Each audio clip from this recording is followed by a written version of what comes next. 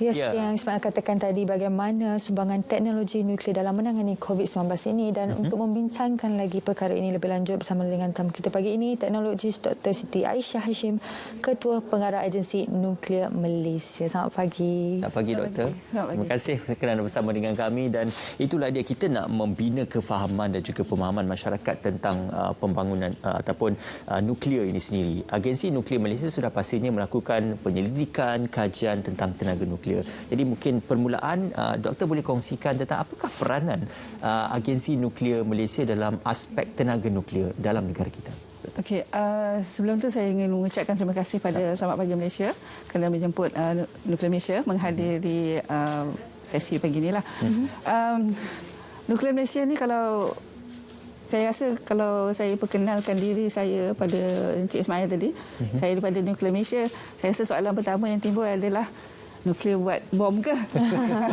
Itu adalah satu persoalan yang sangat common lah yang saya terima. Sebenarnya Nuklear Malaysia adalah satu agensi yang melaksanakan penyelidikan yang menggunakan tenaga atom tu. Kita bukan gunakan tenaga atom tu untuk membina bom ke atau membuat senjata ke, tapi kita gunakan untuk tujuan aman.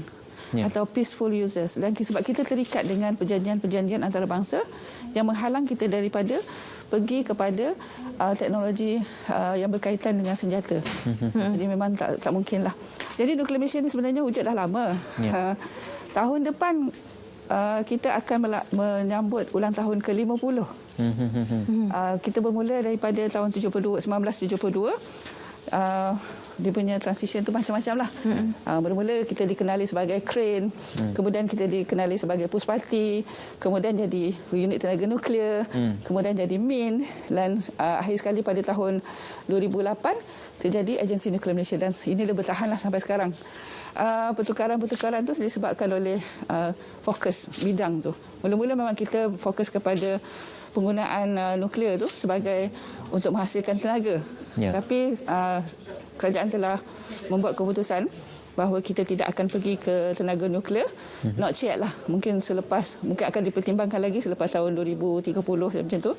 Tapi buat masa ini, Nuklear Malaysia ni lebih fokus kepada penyelidikan. Yang mana kita menggunakan tenaga atom tu sebagai bahan untuk dijadikan sumber untuk kita menjalankan penyelidikan. Bidang penyelidikan tu macam-macam. Pertanian, perubatan, industri, alam sekitar, macam-macam lagi lah. Sebab sebenarnya kalau kita tengok dalam banyak keadaan pun, nuklear itu sebenarnya boleh wujud. Termasuk juga pendidikan dan latihan lah. Baik. Jadi bagaimana sumbangan teknologi nuklear itu sendiri di dalam pandemik ini sekarang, Doktor? Macam yang Cik Ismail cakap tadi kan, dia berkait dengan perubatan. Sebenarnya teknologi nuklear ni, sebab pandemik COVID ni datang secara tiba-tiba, kita tak menjangka. Dan kita pun sebenarnya pada masa kita mula-mula lockdown yang pertama tu, kita pun tak tahu nak buat apa. Kan? Betul. Jadi masa tu banyaklah ada teknologi-teknologi yang kami ada yang kita boleh gunakan, tapi lebih kepada untuk tujuan pensterilan. Pensterilan ni macam mana kita menyah kuman pada bahan-bahan seperti PPE, glove dan sebagainya lah. Itu ada teknologi semasa yang memang digunakan. Dah lama dah di Malaysia ni. Dan kita mempunyai beberapa fasiliti-fasiliti swasta, bukan kepunyaan Nuklear Malaysia sahaja, yang menjalankan perkhidmatan pensterilan ni. Jadi pada lebih kurang pada awal-awal tahun 2020 tu, masa peringkat awal pandemik ni, kami tercetus juga idea lah, macam mungkinkah kita boleh gunakan teknologi sinaran tu untuk mensterilkan PPE daripada Tyvek, mask dan banyak lagi lah, coverall dan sebagainya. Jadi sebab kebiasaannya memang sinaran gamma terutamanya memang kita boleh gunakan untuk tujuan pensterilan. Tapi bila kita buat kajian, demi kajian, kita dapati ada kurang sikit kesesuaian dia. Sebab salah satu sifat sinaran ion ni, dia akan mengubah bahan. Jadi pada PPE yang macam coverall tu mungkin boleh tahan pada sinaran, tapi untuk mask dia tidak berapa tahan sinaran. Jadi kami mencari jalan lagi lah. Kita tak stop ke situ sajalah. Tapi dalam pada itu, apa-apa kajian yang kami lakukan terhadap PPE ini memang kita rekodkan. Supaya ia menjadi rujukan untuk masa depan. Contohnya kalau kita tahu bahawa bahan coverall atau bahan mask ni tidak sesuai dikenakan radiasi, jadi nanti kemudianlah kita akan cari jalan. Bahan apa yang lebih sesuai yang kita boleh sterilkan dengan radiasi, dengan sinaran, dan kita akan buat development pada bahan tu. Biasanya kalau kami dekat Nuclear Malaysia ni, itu cara kami bekerja lah. Kita cari masalah dia dan kita cuba buat tambah baik. Di situ. So pensterilan ni boleh dilakukan sama ada kita menggunakan sinar gamma. Yang ni paling popular sebab dia boleh dijalankan secara bulk servicing, bulk sterilization. Kita letak satu kotak besar atau satu tong besar sekali jalan, sekali banyak kan. Dan juga kita boleh menggunakan teknik kita panggil alur elektron atau juga dikenali sebagai sinaran beta. Tapi dia disebabkan oleh kuasa tenaga dia kurang penetratif. Jadi dia lebih kepada single irradiation lah. Tapi prosesnya sangat cepat. Jadi yang ini pun sesuai juga. Dan bila kita guna dua-dua tidak memberikan keputusan yang baik lah untuk mask, terutamanya untuk mask lah. Dia akan degrade. Kalau macam N95 tu, dia akan turun kepada jadi N30. Dari sterility boleh pakai. Tapi dari segi tujuan utama untuk penapisan tu, dia punya kuasa penapisan dia turun. Jadi apa option yang kita ada sekarang ni? Kita bergerak kepada UV atau ultraviolet.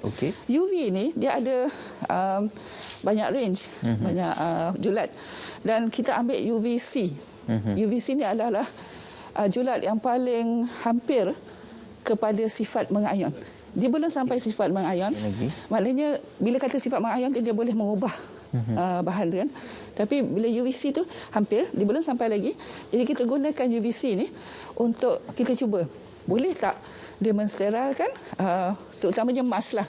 Sebab pada masa tu kan medical mask sangat-sangat kurang. Sebab satu dunia permintaan dia sangat tinggi dan pembuatan dia pula kita banyak rely pada negara-negara luar untuk membuat mask ni. Jadi kat mana-mana pun semua lockdown, orang tak buat kerja, jadi kita kekurangan bahan ni. Jadi itulah yang kita menghasilkan kita panggil UV box lah. Untuk dengan kerjasama Kementerian Kesihatan. Jadi Kementerian Kesihatan telah memberikan sedikit bantuan kepada kami supaya kami boleh gunakan UV box tu untuk mensterilkan mask. Kita buat kecil sebab apa? Kita nak letak macam contohnya untuk Selamat Pagi Malaysia kita letak satu untuk Hana dan Ismail. UOV-nya saja. Jadi dia macam personalised lah. Jadi sebenarnya produk-produk sebegini kalau you tengok dekat Lazada, dia tengok kat Shopee banyak tau. Soalan dia, adakah dia betul-betul berkualiti satu? Adakah dia betul-betul berfungsi sebagai penyahkuman? Itu adalah soalan yang ramai orang bertanya kami lah. Sebab agak sedih jugalah sebab barang-barang ni kadang-kadang masuk ke Malaysia tanpa diuji. Tapi UV box yang kami buat ni, kami memang jalani beberapa very stringent punya kawalan mutu.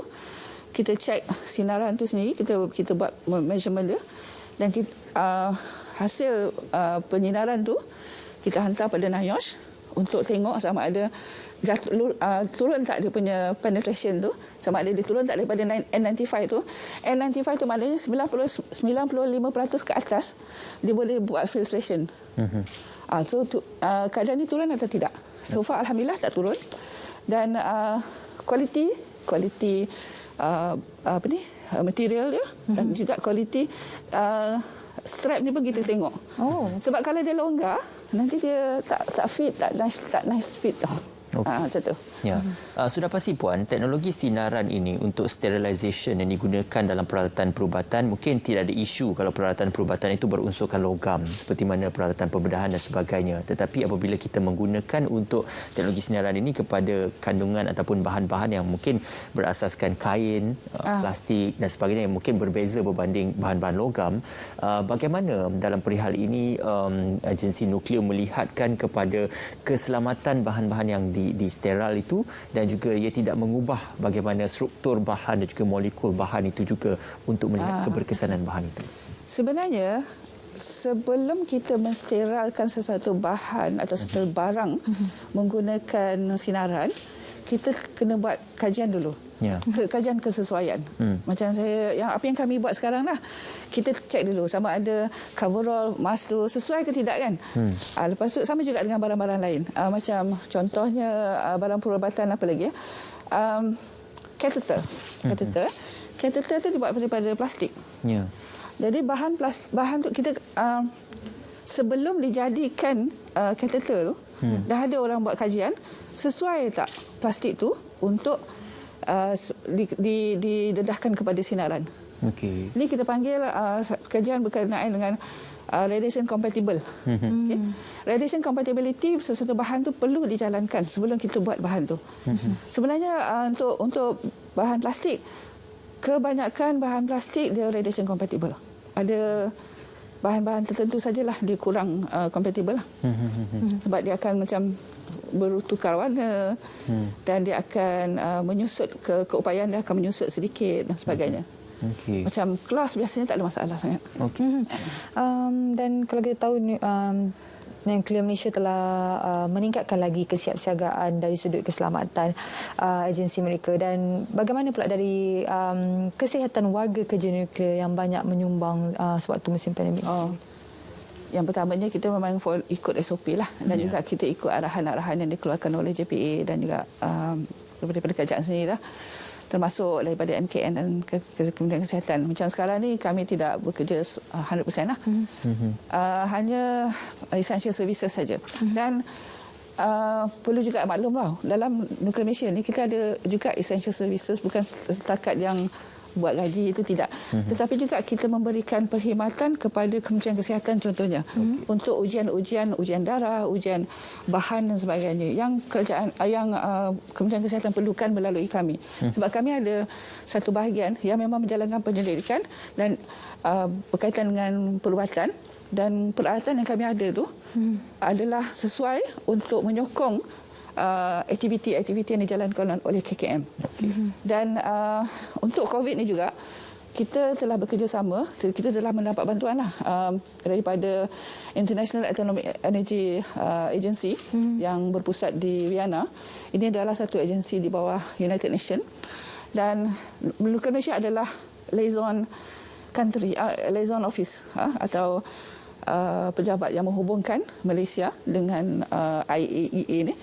Dan IAEA telah memberikan sumbangan pada hujung tahun lepas 2 peralatan, satu alat X-ray, peralatan X-ray, dan yang keduanya RT-PCR yang kita telah serahkan kepada KKM lah untuk digunakan bagi tujuan analisa dan juga untuk tujuan selainnya lah. Sebab kita tahu kan X-ray ni sangat penting untuk cek dada kan. Ya, betul. Okey. Tadi kita banyak bercerita tentang aspek perubatan. Ada juga kita kongsikan pada awalnya tentang bagaimana dalam sektor pertanian juga pembangunan tenaga atom ini digunakan untuk penanaman ataupun pembenihan padi. Mungkin ini satu perkara baru yang jarang kita dengar dan jarang untuk kita korelasikan. Apa yang boleh doktor kongsikan? Sebenarnya kalau tuan-tuan ingatlah masa Menteri kami YBKJ, dia pernah mention ni semasa dia punya ucapan dalam parlimen pada awal-awal, yang mana dia ada sebut, dia kata Nuklear Malaysia telah menghasilkan padi, tapi masa tu dia kata padi nuklear. Kami takut juga kalau ikutlah orang dia tengok padi, kata padi nuklear, takut tak nak makan kan. Tapi kita telah buktikan, okey, padi ni sebenarnya sekarang ni kita panggil padi pedih NMR 152. Ini adalah code name dia saja. NMR tu Nuklear Malaysia Rice. 152 tu sebab line-line dia lah. Kita ada 152, 151, kita ada 19, berapa banyak lagi. Kita ada 10 sebenarnya. Tapi yang sekarang ni orang kata tengah hangat di pasaran adalah 152. Dan sekarang ni kita dah tanam di banyak tempat, banyak plot. Yang paling saya rasa mungkin really betul-betul mencapai hasrat kami untuk membantu rakyat tu adalah plot kami di Rompin. Okay, padi ni dihasilkan, kita ada mother seed dia, kita sinarkan kepada sinaran ion, tapi ini kita buat bukan di Malaysia, tapi kita buat di Jepun, dan daripada kita kaji perubahan DNA dia, dan kemudian kita buat beberapa percubaan lah, tanam dan tengok dia punya properties. Jadi kita pilih mana yang paling sesuai, apa properti yang kita nak. Kita nak yang tahan penyakit, kita nak yang tahan perubahan iklim. Itu yang paling penting sekali. Dan padi 152 ni mempunyai properti yang ni. Dan macam saya cakap tadi, yang kat Rompin tu, kenapa kat Rompin yang kira memang orang kata menyentuh jiwa lah macam tu. Sebab ingat tak pada awal tahun itu kan ada banjir di Pahang, banjir yang sangat teruk. Dan habis. Sawah di Rompin memang sawah padi dia memang orang kata konflik lingkungan lah, memang sangat-sangat terjejas. Dan kami biasanya orang hantar makanan, hantar duit kan. Kami fikir apa kata kalau kita hantar benih padi.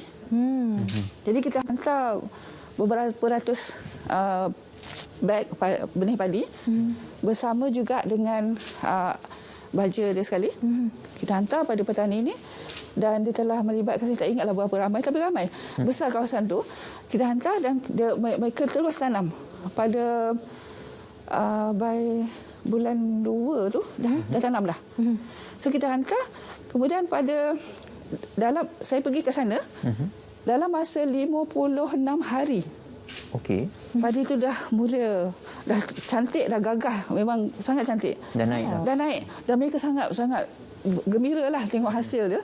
Masa tu saya tanya, biasanya pendapatan atau yield yang dihasilkan berapa? Dia kata dalam 2-3 tan per hektar.